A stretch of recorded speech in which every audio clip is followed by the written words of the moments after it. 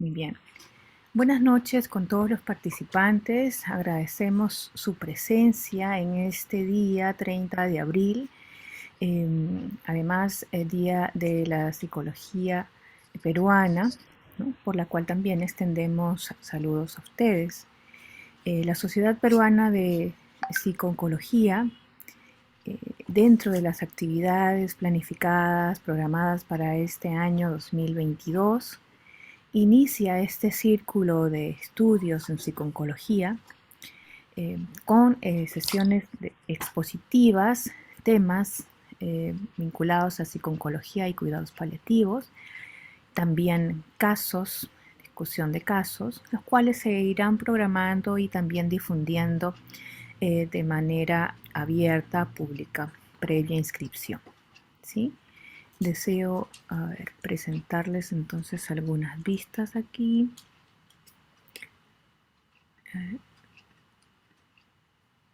Ujú. Bien. Inicialmente, ofrecerles nuestro saludo, ya les había anticipado, ¿sí? Deseamos que tanto los miembros, los socios, como amigos de la Sociedad Peruana de Psico-Oncología sigan fortaleciendo la vocación, ¿sí? La ciencia y el servicio dentro de su campo profesional. También eh, queremos invitarlos a estar muy activos visitando la página de la sociedad y a integrarse. ¿Sí? Tenemos una campaña de difusión en estos meses para nuevos socios. ¿Sí? Los requisitos, pasos y procedimientos están descritos en nuestra página web. ¿Sí? Los invitamos a estar atentos a ello. Y para continuar con la sesión de hoy, voy a invitar, ¿sí?, a nuestro socio Hernán Bernedo, quien es además secretario general de la sociedad, para la presentación de la exposición de hoy. Adelante, Hernán. Buenas noches con todos. Gracias, Loida. El día de hoy vamos a tener la oportunidad de escuchar al licenciado José Carlos Sánchez Ramírez. Voy a leer brevemente un poco de su relato profesional, ¿no? Él es magíster en psicología, licenciado en psicología por la Universidad César Vallejo. Él es metodólogo de la Unidad de Análisis y Generación de Evidencias en Salud Pública del Instituto Nacional de Salud. A su vez, también es docente en la Universidad de Lima, es parte del equipo de formación de investigación psicosocial oncológica latinoamericana, FIPOL. Él es miembro de la Sociedad Internacional de Psico-Oncología, miembro de la Sociedad Peruana de Cuidados Paliativos, miembro de la Sociedad Peruana de Rocha y de Pruebas de Personalidad. Ha laborado como psicólogo clínico en el Instituto Nacional de Enfermedades Neoplásicas, con estudios terminados de doctorado de psicología por la Universidad Cayetano Heredia. Ha hecho un máster, él es máster en psico-oncología por la Universidad de Valencia, egresado de la maestría en psicología clínica de la salud por la Universidad Nacional Mayor de San Marcos. A su vez, también es egresado de la segunda especialidad de psicología clínica de la salud por la Universidad Nacional Mayor de San Marcos. Él es psicoterapeuta cognitivo-conductual y de esquemas. José Carlos, en esta oportunidad, nos va a exponer el tema manejo del duelo en pacientes con cáncer. Bienvenido, José Carlos. Te escuchamos. Al finalizar tu exposición, el público hará a través de unas preguntas, unas inquietudes, que lo pueden hacer levantando la mano o de repente por el chat. ¿Sí? Muy bien, José Carlos. Te escuchamos. Bien, ¿cómo están todos? Muy buenas noches. Es un placer enorme para mí poder compartir este tema, un tema muy interesante. No sé si se me escucha bien. Sí, muy bien. Ok, bien, voy a compartir la pantalla. Ok, bien. Bueno, agradecer ante todo la oportunidad de poder presentar este tema tan importante, tan necesario para todos aquellos que estamos involucrados en este trabajo tan importante que acontece con los pacientes, con las personas que tienen esta enfermedad.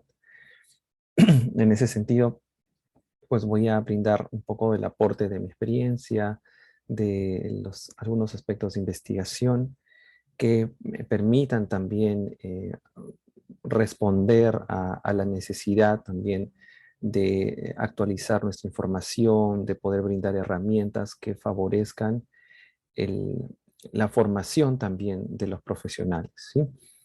Bueno, así que empezamos. Lo que vamos a ver el día de hoy son aspectos un poco más conceptuales, algunos puntos histórico-culturales, la percepción del cáncer y la muerte, algunos modelos teóricos del duelo y el abordaje psicológico per se. Entonces, cuando estaba elaborando esta presentación, em, me llegó a hacer muchas preguntas sobre esta temática, sobre lo que implica y lo que significa la vida, lo que implica la muerte, lo que implica también la simbolización de la misma. Entonces, escribí lo siguiente, que la vida y la muerte es un proceso continuo de construcción interna, ¿no? Se simboliza antes de generar vida y se recrea después de la pérdida. ¿Qué quiere decir esto? Que incluso desde los que somos papás, ¿no? Desde antes de saber de que nuestro pequeño, o bueno, desde antes en realidad de planificar, ¿no? Ya tenemos una idea sobre lo que es la vida cuando sabemos que ya está también creciendo el bebé en el vientre materno, también generamos y vamos construyendo una simbolización de la vida, de la persona, y no solamente simbolizamos a quien va a venir, sino también vamos generando una modificación propiamente interna de quiénes somos nosotros, de la relación y del vínculo que vamos a ir estableciendo. Entonces, y este proceso va modificándose a lo largo del tiempo, a lo largo de la vida. Entonces, no sé si, Hernán, perdón, un paréntesis, me piden acá siempre admitir a las personas. Ah, ya, alguien lo va a hacer, ok. Sí, no te preocupes. Ok, Laura, gracias. Entonces, hay un tema de simbolización continua que se va modificando a partir de las diferentes etapas de vida. Y asimismo, esto es algo que se trabaja mucho, se conversa, hay temas de profilaxis también, ¿no? Del tema de cuando viene un bebé en camino, de qué se puede hacer, cómo vamos a criar nuestros hijos. Ahora hay muchas escuelas de padres, muchos, bueno, ¿cómo le podríamos decir? Personas que están muy activas en las redes y trabajando estos temas. Pero poco o casi nada se habla del tema de la muerte. Entonces, y lamentablemente como que nos toca como seres humanos el afrontar este tema sin mucho conocimiento al respecto. Y es más, dentro de las propias formaciones, incluso dentro de la misma psico-oncología, el tema sistematizado propio de la muerte no está. Entonces ahí aparece la necesidad también de poder trabajar y abordar este tema de qué podemos hacer nosotros en este proceso de simbolización, porque vamos todo el tiempo recreando ese tema, incluso ya cuando aparece, bueno, cuando ya está esta pérdida, la persona va simbolizando y va recreando y reconstruyendo la imagen del ser que ha perdido. Entonces la idea de todo este proceso es hacer que esta simbolización, esta construcción interna, psicológica del ser que hemos perdido sea de la manera más saludable, ¿no? Posible. Bien, ahora, Alba Payás es un experto en los temas de duelo. Nos menciona que esta es una respuesta natural a la pérdida de cualquier persona, cosa o valor con la que se ha construido un vínculo afectivo. Y como tal, se trata de un proceso natural y humano y no de una enfermedad que hay que evitar o de la que haya de curarse. De por sí, en este proceso de investigación también vamos a encontrar algunas posturas distintas, porque para muchos y desde un enfoque un poco más psicológico aparece una inestabilidad en el momento de la pérdida emocional, ¿no? Entonces, que es propio y natural del ser humano. Ahora, esto va a depender de los recursos, tanto internos, externos, con los cuales pueda contar la persona, ¿no? Pero vemos que es una respuesta propiamente natural, ¿no? De pérdida, y existen diferentes formas de pérdidas. No hablemos de pérdida como la pérdida de un ser querido, sino también la pérdida de diferentes aspectos, ¿no? La pérdida de la funcionalidad, como suele aparecer en enfermedades crónicas, el no poder hacer lo mismo que antes, el interactuar de una forma distinta, hace que se vayan generando pérdidas constantes, ¿no? Si bien es cierto, son pequeñas pérdidas, entre comillas, ¿no? Son pérdidas paulatinas, que van a configurarse si es que no se elaboran, si es que no se trabajan en procesos propiamente depresivos, ¿no? Bien, pero vamos a abocarnos un poco más en este tema de la pérdida de una persona con cáncer, ¿no? Bien, entonces, configurando también este punto, se me venía a la mente de que desde que nacemos nosotros vamos estableciendo vínculos mm, más fuertes con unas personas y con otras, ¿no? Y es como si mentalmente tuviéramos una soga, vamos a llamarlo así, que nos vincula hacia otro ser humano. Y mientras este ser humano sea más cercano, esta soga puede ser incluso mucho más gruesa, más importante. Entonces, ¿qué es lo que sucede ante un duelo, ante una propia pérdida? Es como que esa soga se va a romper. Y eso es lo que nos duele, lo que genera este dolor y este malestar. Entonces, dentro de este proceso vamos a analizar de que existen diferentes etapas sobre las cuales hay que considerar para poder elaborar una intervención apropiada. No está más decir de que este tema del duelo, de la muerte, han sido de mucha importancia. Vamos a ver, incluso desde las culturas egipcias, vemos que están estas ciudades como las del Valle de los Reyes, ¿no? Donde se encontraban estas personas tan importantes, emperadores, ¿no? Que tenían una forma también de poder vincularse e interaccionar con la muerte a través de ciertos rituales. En la antigua Grecia vemos también cómo este famoso, esta famosa representación del salir del mundo de los vivos hacia el Hades o el de los muertos a partir de Caronte, ¿no? Donde la persona le entregaba un óvulo para que pueda pasar a este otro lugar. Y miren cómo estas influencias helenistas van teniendo un valor importante, porque existía esta necesidad de saber qué puede pasar, ¿no? Siempre ha sido una curiosidad del ser humano de saber qué pasa con el más allá, ¿no?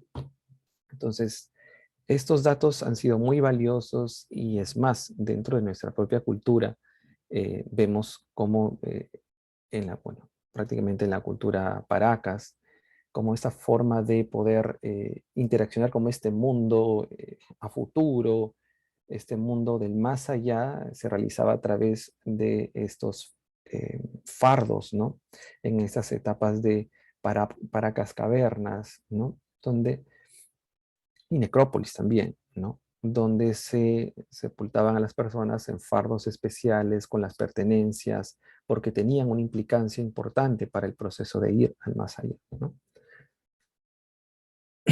Entonces, todos sabemos, y quizás la mayoría de los que están aquí presentes trabajan con pacientes con cáncer, y es de mucho conocimiento el que el paciente, en la fase en la que se encuentre, va a asociar su enfermedad con la muerte. Es muy común desde una fase prediagnóstica que la persona piense de que podría partir, ¿no?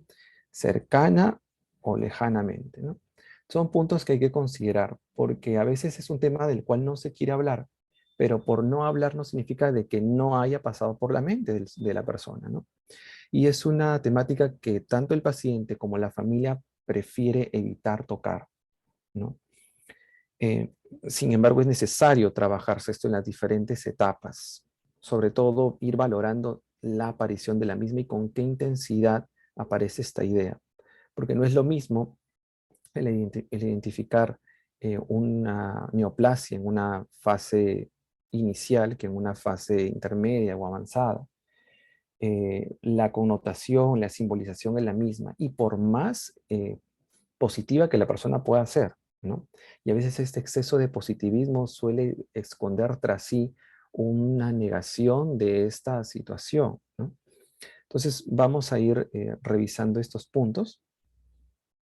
Ahora, nosotros desde que nacemos, desde que crecemos, tenemos la idea de construcción de la vida. Aparece, tenemos sueños, metas, tenemos un plan de vida, eh, que lo vamos desarrollando. Pero nadie se pone a pensar de que este plan podría verse truncado.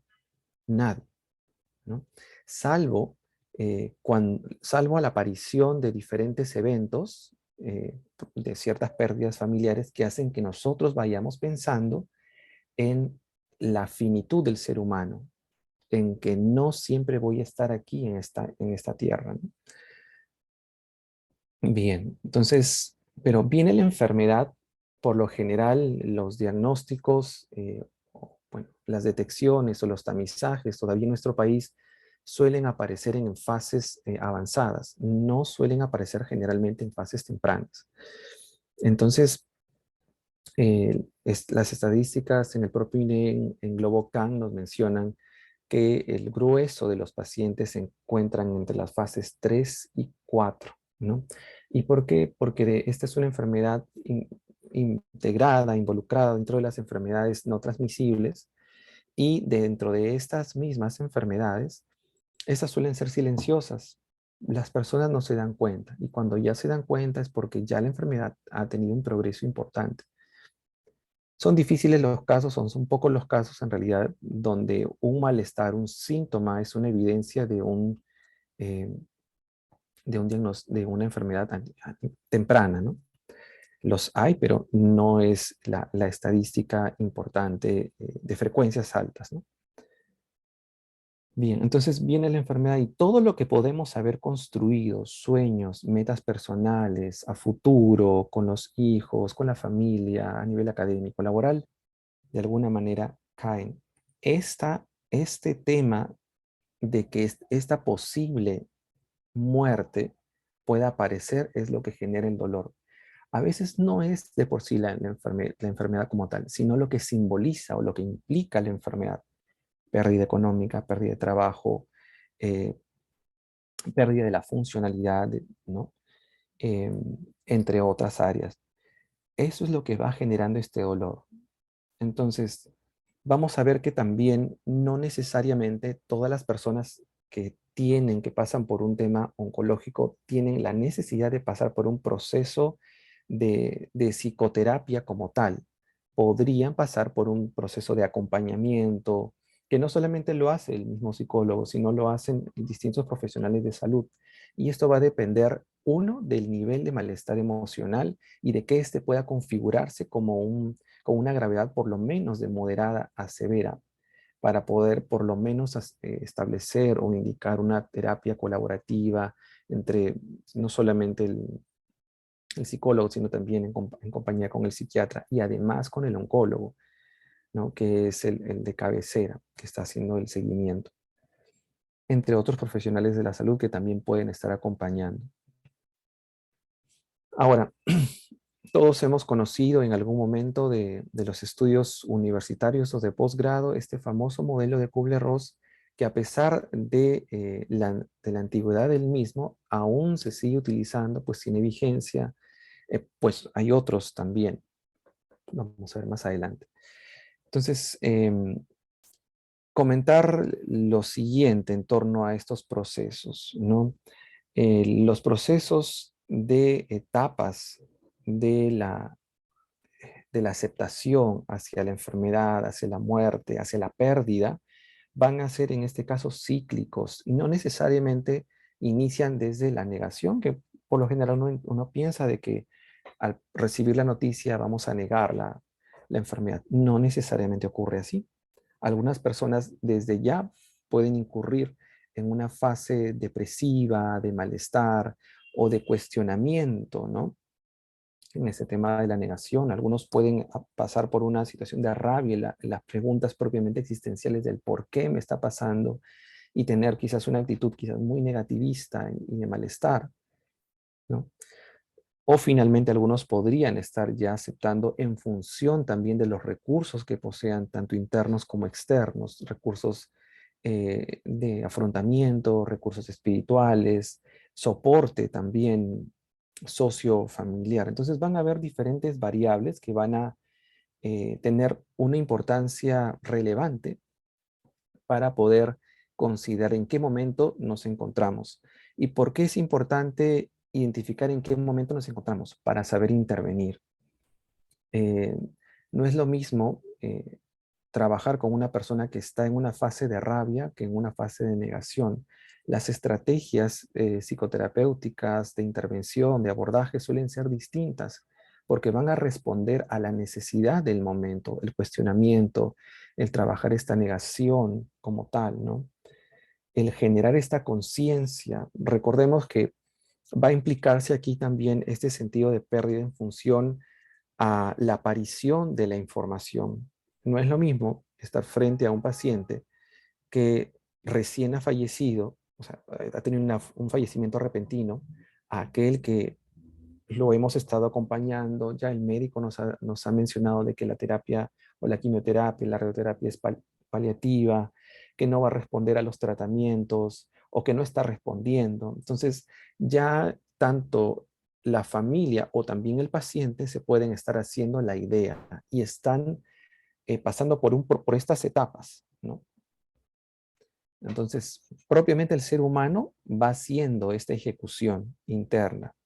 El problema está cuando alguien se queda en una de ellas y no avanza.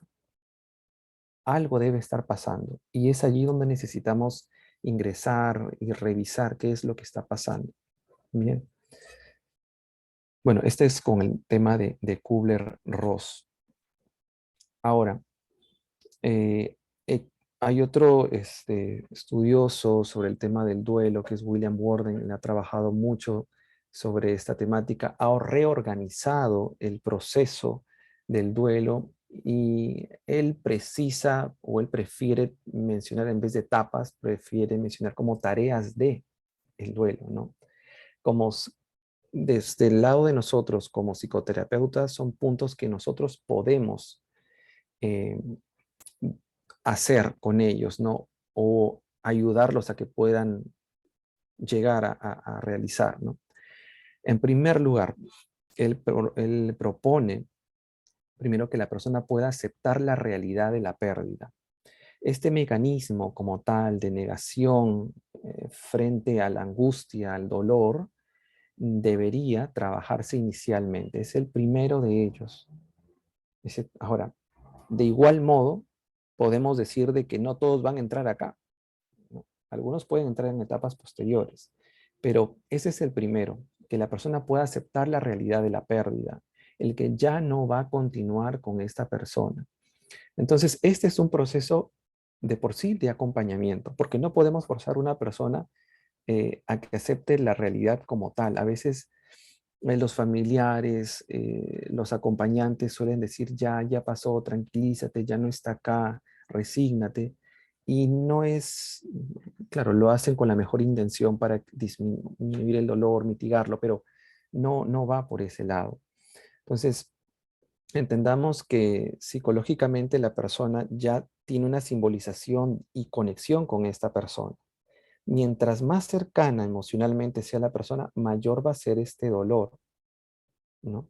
Ahora, también depende de este otro proceso del seguimiento. Si he estado siguiendo a esta persona, he visto de que esta persona, este paciente no está mejorando, ya voy de alguna forma configurando interiormente de que va a partir. Entonces, ¿pero qué pasa con aquellas personas que todavía no han realizado esa actividad interna psicológica? Entonces, es necesario ayudarlos a que puedan simbolizar de alguna manera el que ya no están. ¿Y cómo se hace esto? Si queremos preguntar de manera cotidiana, es a partir de la verbalización. Es necesario que la persona nos pueda contar, que nos pueda decir cómo ha estado, que nos pueda comentar cómo ha sucedido este proceso, ¿no? No, eh, pero va a depender, vuelvo a repetir, del momento, ¿no? Eh, es difícil, sobre todo cuando me ha tocado trabajar con mamás, sobre todo más las mamás que los papás, cuando reciben la noticia de que su pequeño acaba de fallecer, un pequeño de 2, 3, 4, 5 años. Entonces, la reacción es realmente, bueno, es un dolor sin nombre porque no se espera. Y tampoco no se escribe mucho. Lo que sabemos es de que nadie simplemente espera poder enterrar a sus hijos.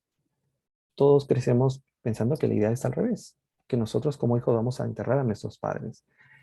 Pero el que pase esto, de alguna forma, descuadra todo el proyecto de vida, todos los sueños. Entonces, en ese momento es importante dejar que la persona vaya expresando.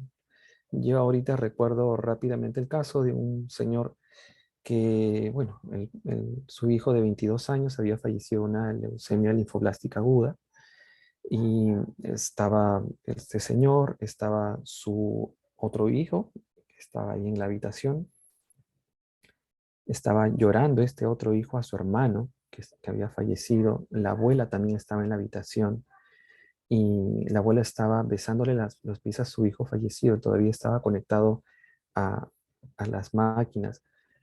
Y entonces, en un momento, pues, el señor, el padre, le dijo a la familia que estaba allí, no lloren, no lloren porque él solamente está dormido. Y dijo lo siguiente, el profeta me ha dicho que él va a despertar. Cuando dijo esto, yo dije, ok, definitivamente acá hay una situación muy importante religiosa que está siendo utilizada como una forma de negación, ¿no? De hecho, nosotros como psicólogos siempre vamos a respetar las creencias de los pacientes. Sin embargo, bueno, trabajar en una institución de salud implica también el que las personas, que a veces no hay mucho tiempo para hacer estos abordajes, es importante trabajar esto y también deberían ser parte de las políticas de salud, el incorporar estrategias para el trabajar con los pacientes y con los familiares en estos temas de duelo. Lo vamos a ver más adelante. Entonces, ¿a qué voy con todo esto? Le pregunté a este señor, ¿qué va a pasar, señor? ¿Por qué no permite de que puedan llevar a su hijo a patología para que puedan prepararlo? No, es que si lo llevo, le van a sacar sus órganos. Yo no quiero que le saquen porque él va a resucitar. Entonces, sintonizado con la misma idea del mismo paciente, le dije, ok, definitivamente como usted menciona, Dios hace milagros, ¿no? Entonces, ok, pero quiere llevárselo así como está con estos cables, mire la coloración de su piel, porque ya estaba cianótico. Ah, no, entonces que lo preparen para yo llevármelo. Y conseguí la tarea de llevárselo, pero vamos a que era una negación propiamente casi psicótica, ¿no? Para evitar el dolor. Y cuando le daban el pésame al señor por celular, se reía como mecanismo, ¿no?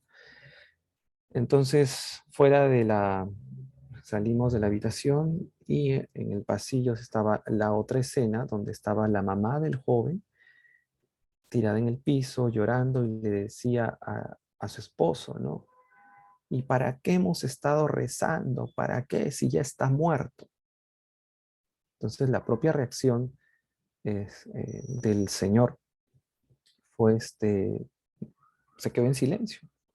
Luego viene la enamorada del chico que había fallecido, apareció allí y lo abraza al Señor. Lo abraza y en ese momento solamente escuché que le dijo, ya está. Y el Señor empezó a quebrarse emocionalmente. Claro, todo esto ha sido un proceso de acompañamiento, de no contradecirlo, de acompañar en las palabras que él tenía.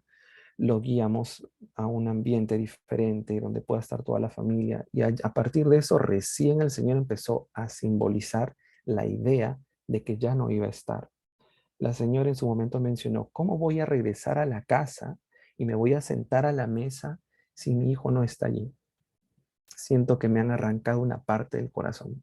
Para mí esa frase eh, significó lo que era el dolor de una madre, ¿no? Entonces, de hecho, me imaginaba la situación, cómo iba a sentarse todos los días desde que nació hasta ese momento, siempre habían compartido juntos. Y bueno, entonces, pero este proceso de hablar, de compartir, de acompañar hacia la familia para que pueda hablar y no contradecir, favorece, ¿no? Para hacer esta aceptación de la pérdida, ¿no? Y es cuando se va verbalizando, cuando la persona va haciendo esta conexión propiamente con el que ya no está. Y eso hace este tema de la aceptación, ¿no? Pero ahí nomás aparece la segunda tarea, elaborar el dolor de la pérdida. Porque cuando se toma justamente la conciencia de que ya no está o no va a estar, ahora, esto de que ya no va a estar es entre comillas, porque implica diferentes aspectos. Ya no voy a no solamente comer con él, ya no voy a poder soñar de que él va a lograr algo, ya no voy a poder abrazarlo, no me voy a acompañar a hacer tal cosa. Entonces, es este tema de que esta forma de pensar, sobre todo si es que se verbaliza, ayuda a generar esta elaboración del dolor de la pérdida, según William Gordon. Entonces, es una tarea importante que suele también evitarse en los procesos de duelo. Ya no llores, no digas nada, no hablemos del tema. Todo lo contrario. Mientras se verbaliza, de alguna forma se está elaborando esta tarea, se está simbolizando y reconstruyendo el tema de la partida, la pérdida, que la persona ya no está, no nos está acompañando. Entonces, esto hace no solamente un cambio hacia afuera de mi relación con aquella persona que ya no está o que ya ha partido, sino ayuda también en un proceso de configuración personal porque la persona va a ir configurándose en un mundo, vamos a ver esto también luego, que es parte de la tarea 3 porque el hecho de verbalizar y decir ya no voy a poder hacer esto con esa persona, hace de que el que está haciendo este duelo se empieza a mirar a sí mismo como que va a tener que asumir un rol diferente, ¿no? Entonces, si en una pareja, por ejemplo, fallece el esposo o la esposa, y justamente la esposa que ha fallecido se encargaba del tema de la organización de la casa, del tema de las cuentas, entonces ahora toca un tema de asumir. Y a veces está ese temor, pero yo no lo puedo hacer porque yo nunca lo hacía, siempre lo hacía él, lo hacía ella. Entonces, ese es un proceso de adaptación, ¿no? Que forma parte de esta tercera tarea, adaptarse al mundo, bueno, en este caso sin el fallecido, ¿no? Sin que esté presente. Entonces, son tareas que hay que realizar y hacer un seguimiento para ver cómo va la persona en este proceso adaptativo, ¿no? ¿Que implicaría de nuevo pasar por aceptar la realidad? Sí, que elaborar el tema del dolor, sí, a pesar de que la persona puede empezar a hacer cosas, en algún momento, por ejemplo, cuando vaya de repente a hacer compras, cuando salga, cuando pase por el hospital, va a recordar, ¿no? Entonces, de nuevo aparece elaborar el dolor de la pérdida, pero es parte de, porque a partir de ello empieza a adaptarse nuevamente al mundo, ¿no? Y finalmente, y creo yo que es lo más importante, que es trabajar una conexión perdurable con el fallecido al embarcarse en una nueva vida. Entonces, nosotros hablamos, a lo largo de toda esta sesión hemos hablado del tema de pérdida. El pérdida y a veces lo utilizamos como que, ok, perdí, por ejemplo, a un familiar y entendemos el uso de esta palabra perder es que ya no lo tenemos, ¿no? Perdí un familiar implicaría como que ya no lo voy a volver a ver, ya no voy a tener ningún tipo de conexión. Entonces, esa es la idea que también nos genera este dolor. ¿Y qué tanto es cierto que no voy a tener ningún tipo de conexión? Cuando uno se va acordando, cuando la persona va recordando al ser que ha partido, entonces de alguna forma estás teniendo una conexión. Cuando la persona empieza a hacer cosas y a continuar los proyectos de vida, también está haciendo una conexión y generando una trascendencia, ¿no? En estos procesos propios del duelo, cuando se hacen estas promesas hacia el ser que ha fallecido o antes que fallezca también, se va realizando esta conexión. Yo voy a encargarme de cuidar a tus hijos, yo voy a ver a tal persona, no te preocupes. Estoy tratando de tener una conexión, ¿no? Y hace que esto genere un sentido, ¿no? Entonces, el verbalizar, el acordarse, de repente a través de la mesa, cuando vayan a comprar, cuando uno menciona, oye, tal persona hacía tal cosa, ¿no? Entonces, se establece de una manera cotidiana la presencia simbólica de este ser querido, ¿no? Entonces, de esa manera se va hallando esta conexión. Y las tareas nuestras como psicólogos, como psicoterapeutas, es ayudar a que las personas pasen por esas tareas, ¿no? Esas 4 tareas que propone William Gordon. Intervención psicológica, el acompañamiento inicialmente debe hacerse con el paciente, con la familia y el personal de salud. Y lo menciono como acompañamiento porque entendamos que el duelo como tal no es un sinónimo de enfermedad. Vamos a hablar de una psicoterapia, una intervención más compleja cuando trabajamos con un duelo complicado, ¿no? A partir de allí hablamos de una estrategia psicoterapéutica de mayor nivel que implicaría, y esto va a depender de la gravedad. Cuando se hacen las evaluaciones y notamos un nivel moderado a grave, ya implicaría una intervención más específica, ¿no? Eh, pero dentro del proceso, los trabajos de counseling, de acompañamiento, tanto al paciente para que pueda elaborar la idea, y hay muchas críticas al respecto, a veces por cuestiones éticas y en investigación sobre todo, que suelen ver ese tema de que cuidado que menciones una palabra que pueda generar un impacto en el paciente. Ok, coincido con eso desde el lado de la investigación y la ética con los pacientes, ¿no? Pero todos aquí y las personas que se especializan en psico-oncología están preparándose para poder abordar estos temas y para saber qué hacer cuando el paciente mencione una situación de angustia, porque la idea de muerte generalmente va merodeando en las diferentes fases de la enfermedad oncológica, ¿no? En algunos momentos de forma un poco más aguda que en otras. Probablemente el superviviente de la enfermedad que haya pasado por 5 años de controles y libre de enfermedad lo note un poco más lejano, pero aquellos pacientes que han sido diagnosticados, que van a sus controles todavía, se elevan sus niveles de malestar emocional, ¿no? En estas fases. Entonces hay que considerar también, si vemos que este es un nivel entre el leve hasta el leve a moderado, a lo mucho, podríamos trabajar un acompañamiento. Y es importante que el acompañamiento y el adiestramiento en el acompañamiento pueda trabajarse con otros profesionales de la salud que acompañen al paciente, ¿no? Por ejemplo, las enfermeras que quizás son la enfermera que quizás es el personal que está más tiempo con el paciente, que están haciendo este proceso de escucha, ¿no? Ojo, estoy hablando de acompañamiento, no de psicoterapia, ¿no? También el seguimiento como tal a la familia, ¿no? A la familia que también tiene la idea. Yo le he denominado a este tema como que este síndrome de las máscaras porque cada quien trata de mostrar su mejor rostro.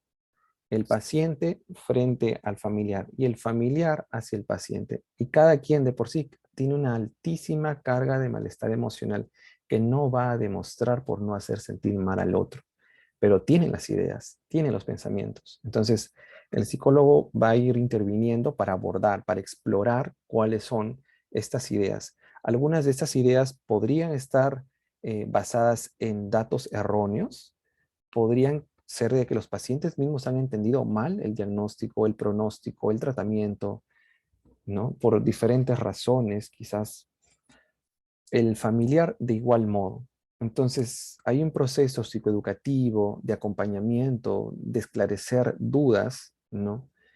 Y recalcar que obviamente esclarecemos las dudas, obviamente los médicos son los que son los oncólogos, los que dan la información de primera línea, de primera mano. Nosotros luego, si es que algo no se entendió y es necesario quizás esclarecer, esclarecemos, pero no damos una información médica si es que el médico no lo ha hecho de primera mano.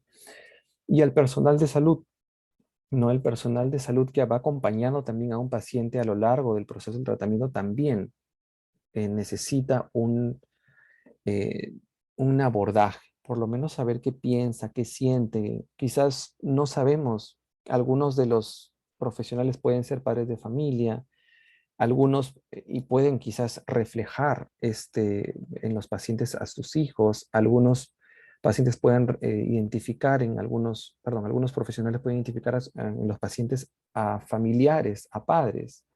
Entonces, ¿qué pasa con esta pérdida? ¿No?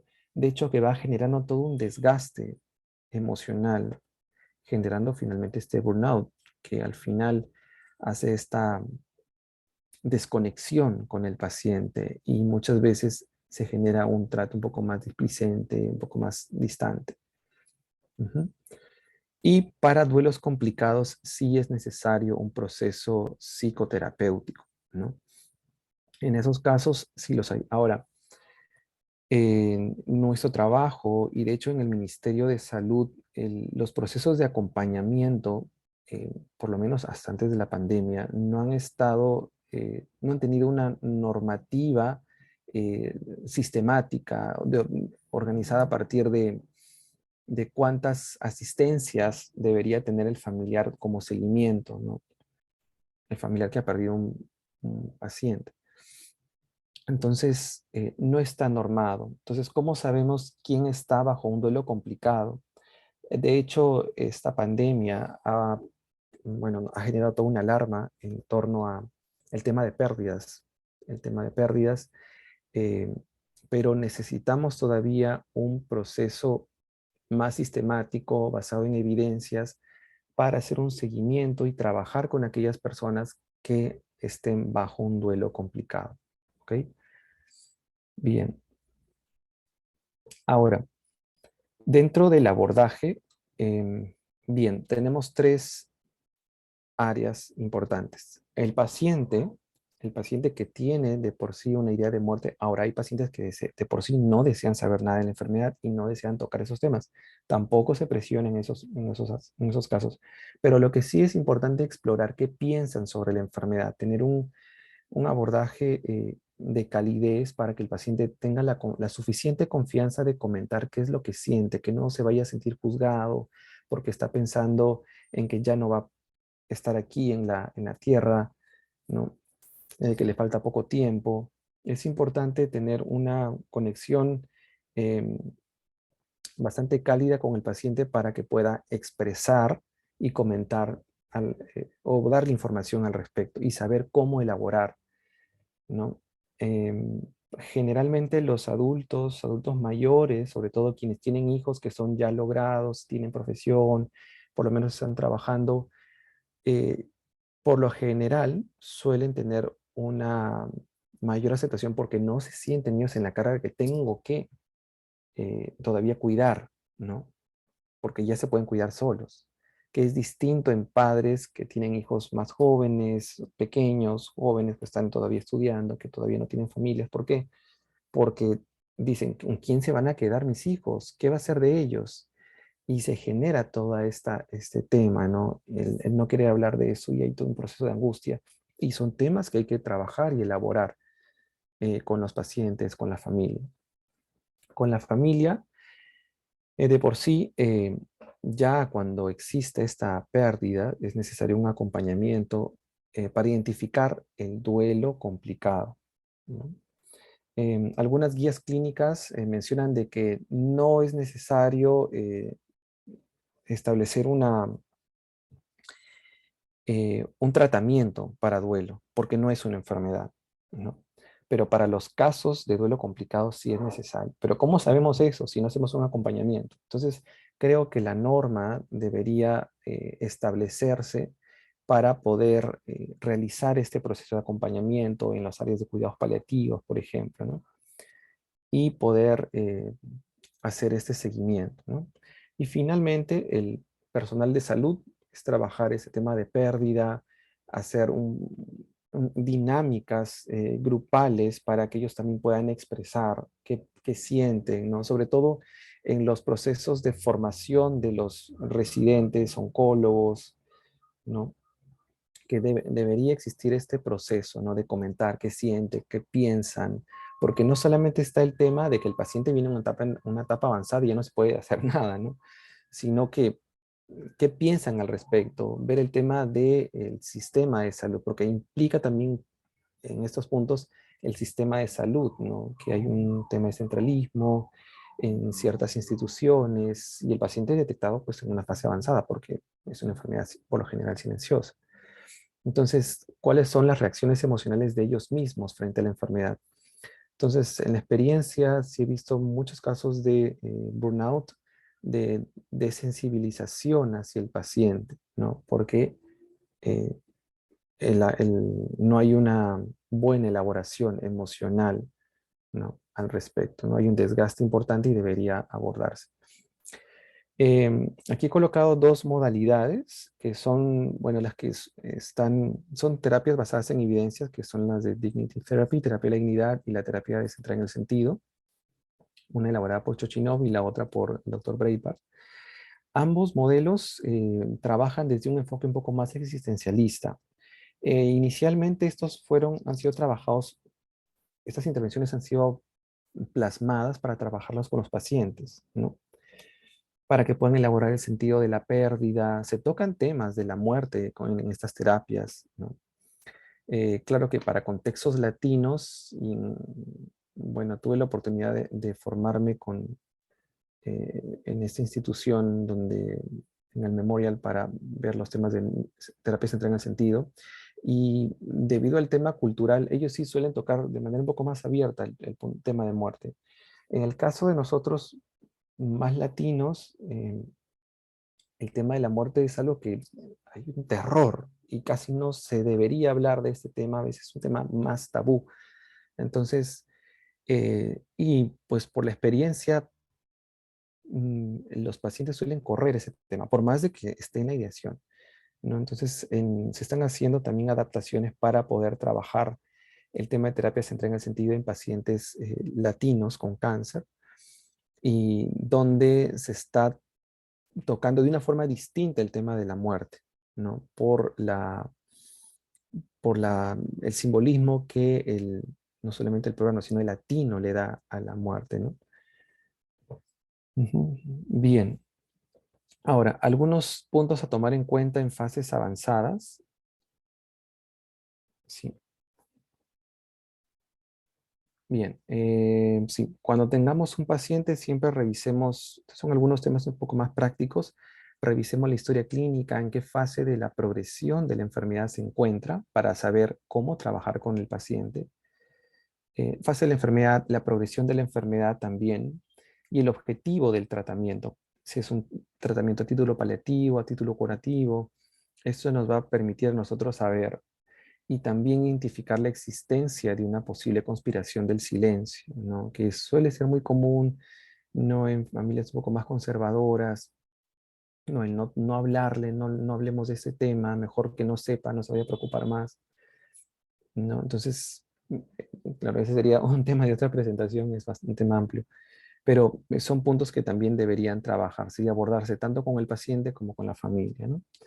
Indagar en los familiares sobre el estado del paciente, qué le dijo su médico, esto es clave, ¿no? Preguntar qué le dijo el médico al paciente o qué ha entendido, porque la idea es, le puede haber dicho todo lo que le ha dicho al familiar y puede ser la verdad, pero el paciente quizás lo entendió diferente. No entendió que su enfermedad iba a progresar y que no iba a mejorar. De repente entendió que va a recibir tratamiento y va a estar mejor. Entonces, ver esto, ¿no? Y siempre contrastar con la historia, con el paciente y también con el familiar para ver si existe una posible conspiración del silencio o de repente no la hay, pero el paciente no está entendiendo bien la información por un factor de estresor, ¿no? Entonces, y que el paciente quizás por un tema de negación suele pensar o quedarse con la información, entre comillas, positiva, ¿no? Indagar en el paciente qué sabe de su enfermedad, ¿no? El médico le puede haber dicho una información y él qué sabe.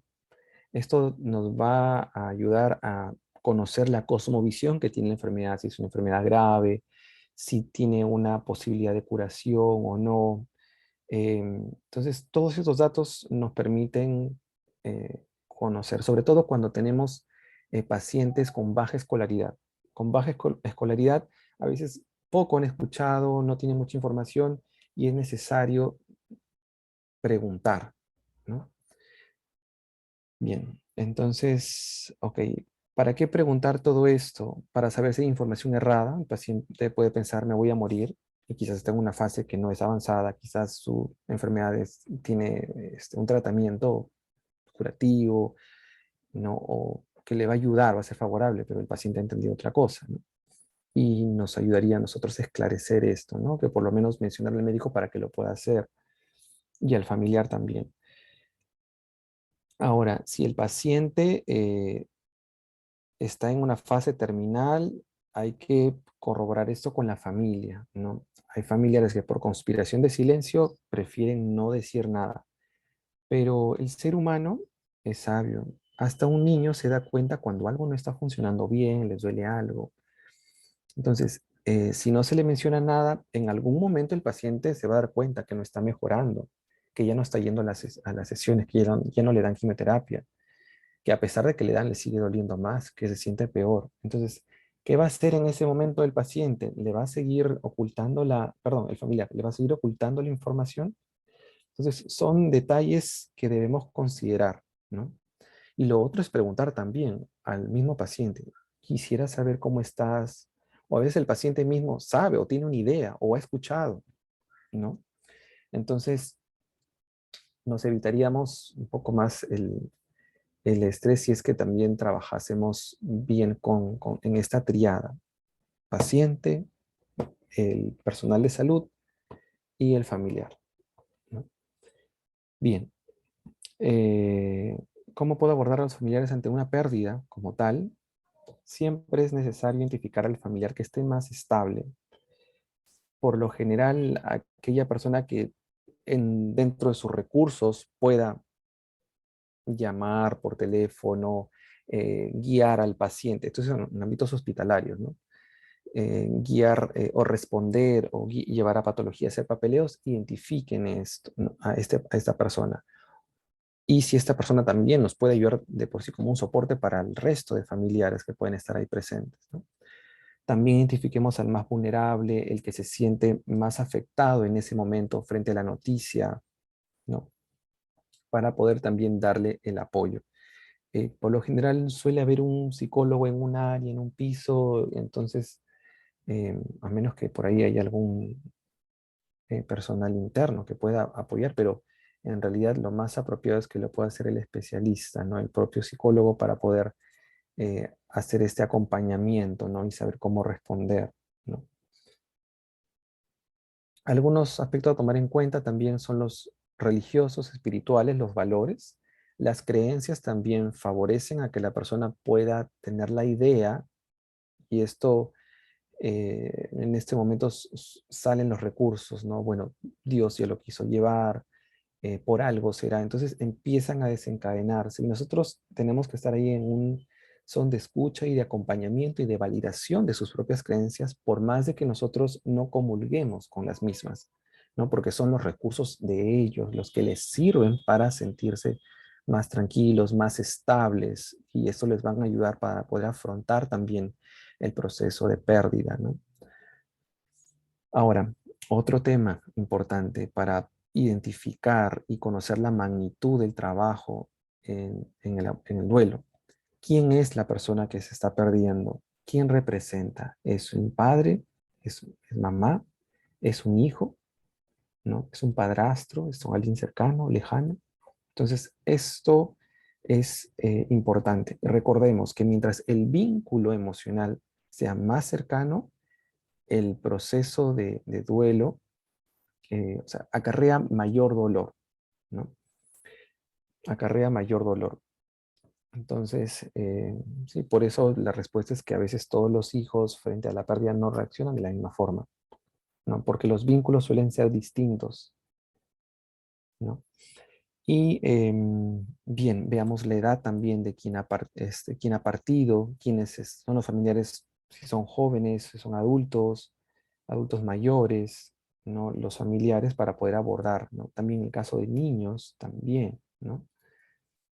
Y el vínculo, como ya lo he mencionado, se está perdiendo un padre, un hermano, una amistad, quién es un esposo. Entonces, esos temas los coloco para que sepamos cómo organizar y cómo orientar el abordaje.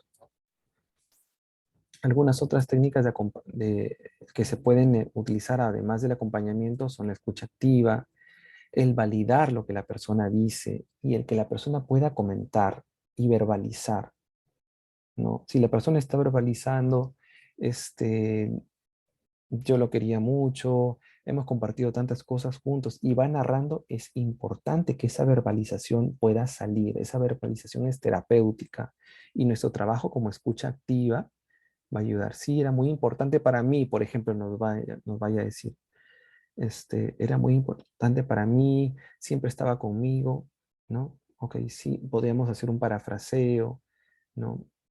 De tal manera que la persona pueda sentirse escuchada, ¿no? Que hay alguien que está recepcionando de buena manera lo que estamos diciendo, ¿no? Van a encontrar diferentes profesionales que son decirle, ya, tranquilo, tranquila, ya pasó, ya no está. O sea, de hecho, eso lo que hace es eliminar o detener esta verbalización que es importante y terapéutica, ¿no? Hacer el contacto físico en el caso que la persona lo requiera y en eso tenemos que hacer revisar bien, porque a veces quizás la persona que necesita el contacto físico no es el mismo paciente, sino nosotros mismos, ¿no? Probablemente nos recuerda a alguien, entonces si queremos abrazar a esta persona para que se sienta más tranquila, siempre pensemos, esta persona, o sea, soy yo, me está haciendo recordar a alguien, me da pena, pero ¿por qué me da pena? De hecho, como humanos sí sentimos dolor. Eh, y terapéuticamente tampoco no deberíamos dejarnos embargar completamente por el dolor. Es un compartir parcializado de este dolor, porque es lo que permite tener esta conexión, este lado humano con otra persona, con otro ser humano como nosotros que está sufriendo en este momento, ¿no? Entonces, ver esto, ¿no? Por un tema de transferencias, contra transferencias también a, a verificar, porque si no también nosotros vamos a salir más cargados que nunca, ¿no? Bien, y empatizar con la persona, ¿no? Validar, acompañar, no juzgar en ningún momento. eh, un vaso de agua, en el caso de la que persona esté muy cargada emocionalmente y quizás le cueste hasta respirar, un vaso de agua es un buen acompañante en ese momento, ¿no? Ahora, hay otro tema que casi tampoco no se habla. ¿Y quién se encarga de la salud mental del psicólogo que realiza este tipo de trabajos? ¿No? Entonces, el psicólogo, o sea, esto va a depender también de la edad, ¿no? Un psicólogo joven, un psicólogo mayor.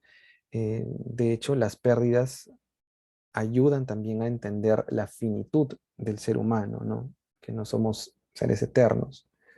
Entonces, el ser consciente de la mortalidad y verla como que es algo normal y natural, ¿no? Que es un proceso frente al cual no nos vamos a correr, sino que en algún momento nos llegará, va a hacer de que nosotros tengamos una actitud diferente ante la muerte, ¿no? Y es la posibilidad de que también de cada uno de nosotros puede llegar a enfermarse y nadie se escapa de ello, ¿no? Eso es lo que hace que nosotros nos vayamos a sintonizar y no nos veamos que yo soy psicólogo y voy a apoyar a alguien que lo necesita, ¿no? Y yo estoy bloqueado de emoción. No. Entonces, esta conciencia y ese identificarme con la persona me va a ayudar, ¿no? A poder trabajar con el tema del dolor. Bien, entender que la muerte es parte de la vida, entendida como un proceso natural, nos ayuda también a entenderlo, porque nos vamos a ir preparando. Sobre todo, me imagino aquí muchos de ustedes han trabajado con pacientes oncológicos, han trabajado en despedidas, en trabajos de duelo, y tienen una visión distinta de la muerte, ¿no? Entonces, y esta visión distinta les va a ayudar a ustedes a entender de que estar allí en ese momento no es un tema de una carga por la cual hay que correr, sino es un privilegio de poder acompañar en esa etapa que quizás es de las más importantes. Uno se acuerda mucho cuando nace alguien, pero también se acuerda el momento de la partida, cuando pudo ayudar a alguien, en ese momento, cuando trabajaron un preduelo, ¿no? Acompañar en ese proceso. Entonces, les da sentido al trabajo que hacen, porque es una etapa muy importante y valiosa. Todos ustedes seguramente han escuchado relatos de familiares y de personas que cuentan los últimos días o las últimas horas de una persona y lo cuentan con un lujo de detalles. ¿Por qué? Porque ha sido un momento muy significativo. Entonces, para nosotros como psicólogos también debería ser un momento significativo y muy importante y muy valioso que vamos a atesorar nosotros porque tuvimos la oportunidad de poder acompañar a la persona en un momento tan importante.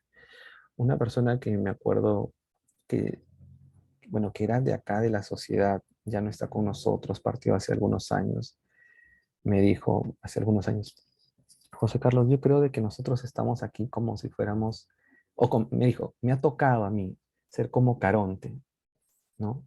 Que tenía como que la tarea de llevar a las personas del mundo de los vivos al mundo de los muertos. Entonces, bueno, no está con nosotros, pero ella fue quien me motivó mucho a tener una actitud distinta en los trabajos de preduelo, el duelo, el acompañamiento, ¿no? Entonces entendí, y eso es un poco más personal, de que ayudar en esta etapa es un privilegio, ¿no?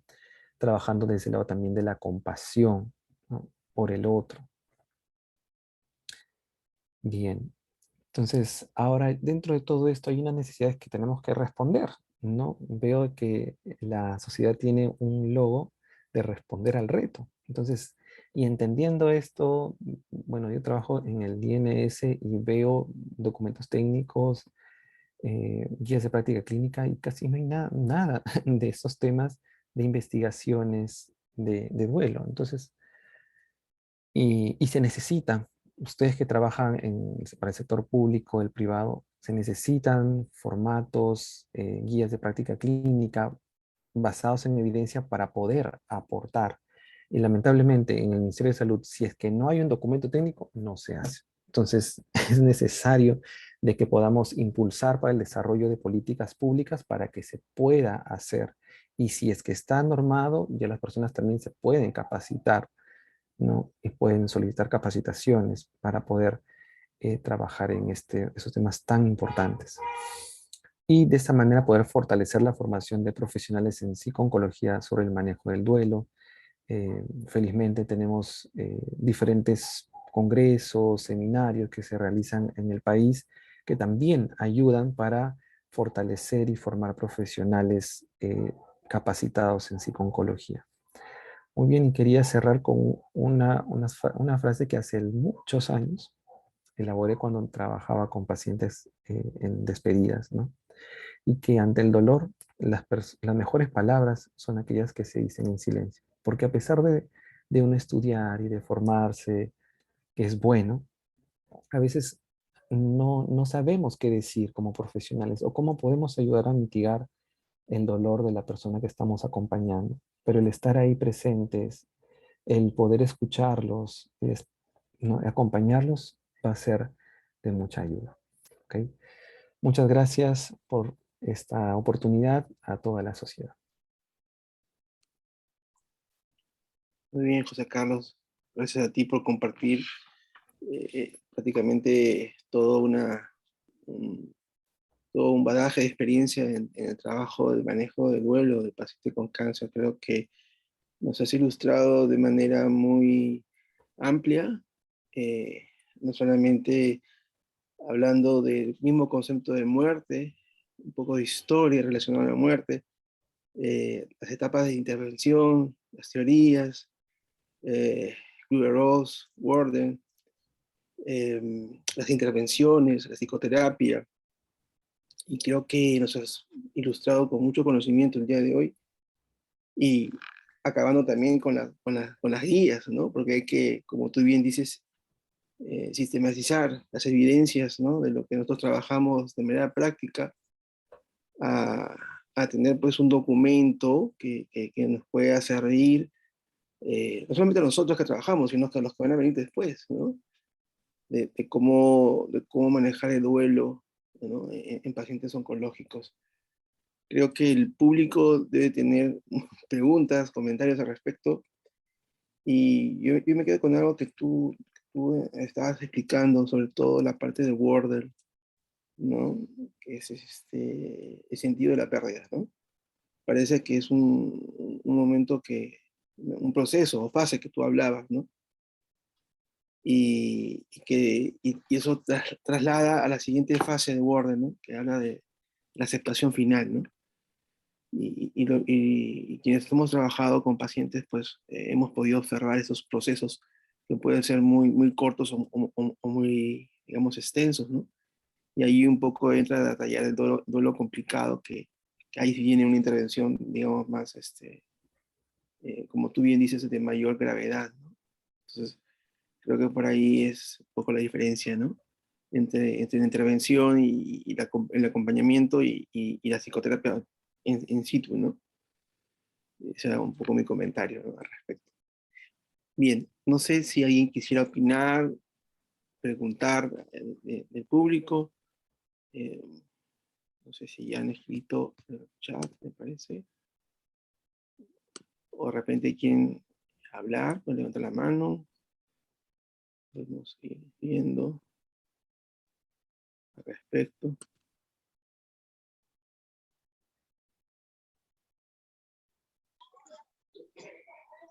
Sí, sí, Antonio. Sí, estás levantando la mano, Antonio. Muy buenas noches. En primer lugar, felicitar a nuestro colega José Carlos Sánchez por su brillante exposición. Me gustaría hacer la diferenciación entre duelo normal y el duelo patológico. Esa sería mi pregunta. Gracias, Antonio. Ok, gracias Antonio por la pregunta. Bien, definitivamente hay diferentes posturas. Hay algunos que mencionan de que no hay un tiempo. A veces la pregunta es ¿cuánto tiempo se debería considerar para estar frente a un duelo complicado frente a uno que no lo es? Entonces, eh, aquí es, bueno, según el DSM-5, cuando hablamos de duelo complicado persistente, menciona un periodo de que en 12 meses la intensidad se va a ir manteniendo. Entre 6 a 12 meses vamos a ver una persistencia de los síntomas, ¿no? Entonces, ese es uno de los puntos clave para tomar en consideración si estamos frente a un duelo complicado, ¿no? Entonces, y hay un factor también cultural, ¿no? Entonces, por ejemplo, el, y digo cultural porque han aparecido casos donde las personas mantienen a sus familiares en sus velorios, pero por muchos días, ¿no? Hay unos que lo guardan. Entonces, y esto no es propio de la cultura, por lo menos la nuestra, pero han aparecido casos. Eso es un duelo también complicado. O también el mantener, por ejemplo, las cosas de la misma manera. No, hay que dejar las cosas como el mismo paciente, con el mismo familiar se ha quedado, ¿no? La habitación exactamente igual, que no toquen nada. Entonces, tratan de hacer la tarea del duelo, pero como de alguna forma negando que no está, que ya no está, ¿no? Entonces, ese es un punto a considerar. Creo yo que la intensidad debe ser valorada en función a la entrevista de cómo era el paciente y si es que hay una interferencia también en el proceso de actividades, ¿no? Interferencia a nivel laboral, académica, familiar, ¿no? Y siempre haciendo esta comparación. De por sí, el manual no precisa exactamente qué actividad debería cumplir y qué no. Lo que sí menciona es este tema de interferencia, ¿no? Entonces, si vemos una persona de que ahorita ya no se puede concentrar, ¿no? Y han pasado 6, 7, 8 meses y está con los mismos síntomas, sigue simbolizando a la misma persona cada vez que se acuerda y los síntomas son los mismos, entonces es que de alguna manera se está quedando en esta primera fase. Y ahí estaríamos hablando de un duelo complicado porque no le permite a la persona pasar a las siguientes, ¿no? Ujú. Muchas gracias, José Carlos.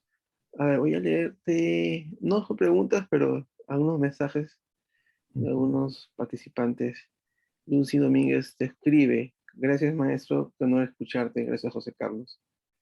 Milagro Juanman te escribe: muchas gracias, José Carlos, por el desarrollo del tema de manera brillante. Bueno, feliz día a todos los colegas psicólogos. Escribe a todos. Jocelyn Carrera responde acá: buenas noches con todos. Muchas gracias por la ponencia de José Carlos. Qué agradable escucharte y retomar los temas de psicología. Muy bien. ¿Alguna pregunta más? ¿Algún comentario más? ¿Quisieran hacerle llegar a José Carlos?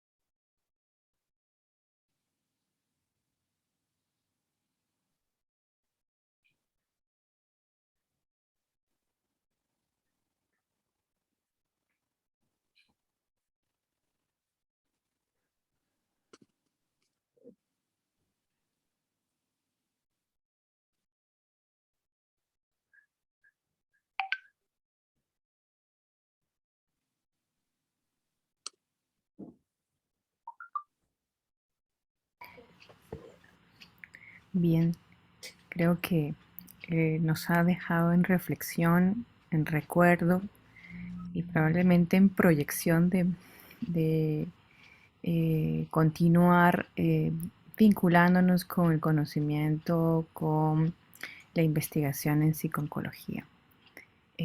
Deseamos agradecerte, José Carlos, esta participación, la participación de hoy. Voy a mostrar de manera virtual.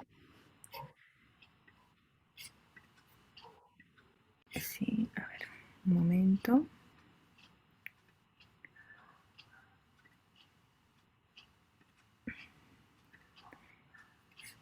Muy bien. De manera virtual, hacerte llegar el presente certificado de reconocimiento por tu participación como expositor en el Círculo de Estudios de Psiconcología con el tema manejo del duelo en pacientes con cáncer, el día de hoy, 30 de abril del 2022. ¿Sí? Y con esto reconocemos y agradecemos tu participación y de hecho saludamos tu incorporación a la sociedad, ¿no? Próximamente tendremos ya la ceremonia formal de incorporación. Deseo hacer algunos anuncios. Si quieren, por favor, dar palmas virtuales, es momento de hacerlo. Voy a tomar una foto con la certificación, por favor. En 3, 2, 1. Bien. Eso es. Voy a hacer algunos anuncios. Muy bien, ahí están las palmas. Las ves, porque ahora creo que no se escuchan. Las ves.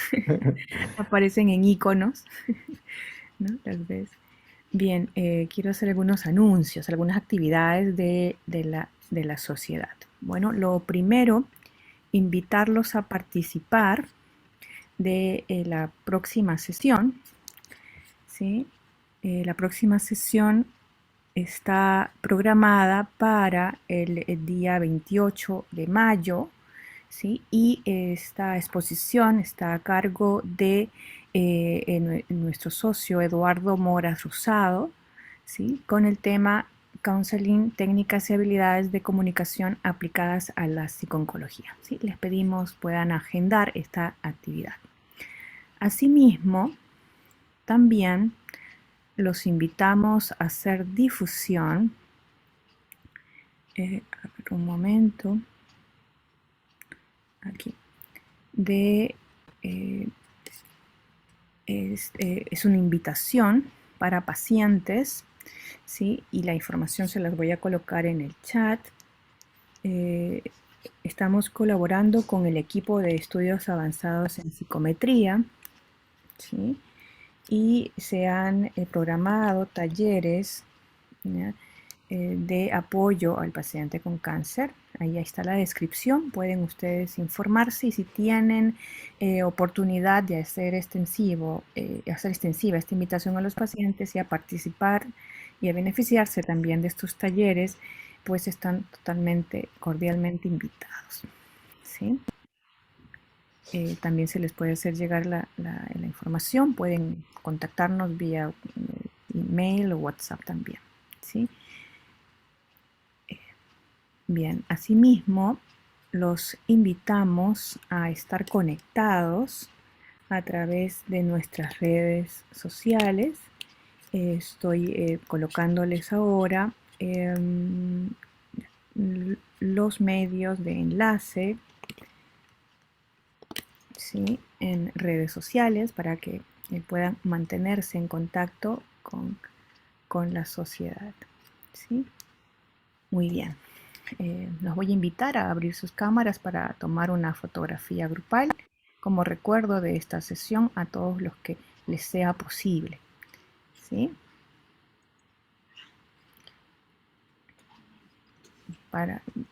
Gracias, Antonio, y no sé si algún otro pueda activar su cámara por unos segundos.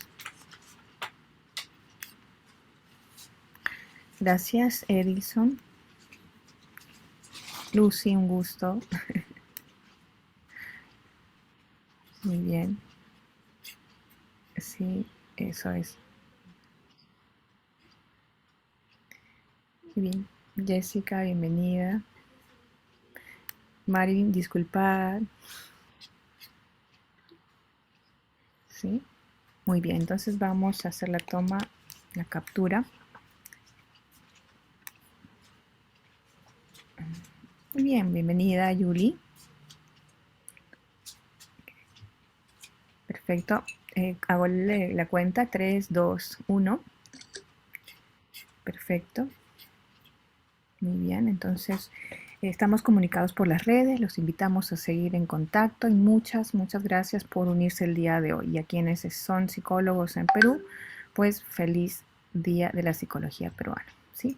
Es un gusto y damos por terminada la sesión. Nos vemos. Nos vemos. Gracias, hasta luego. Muy bien. Muchas gracias. Nos vemos.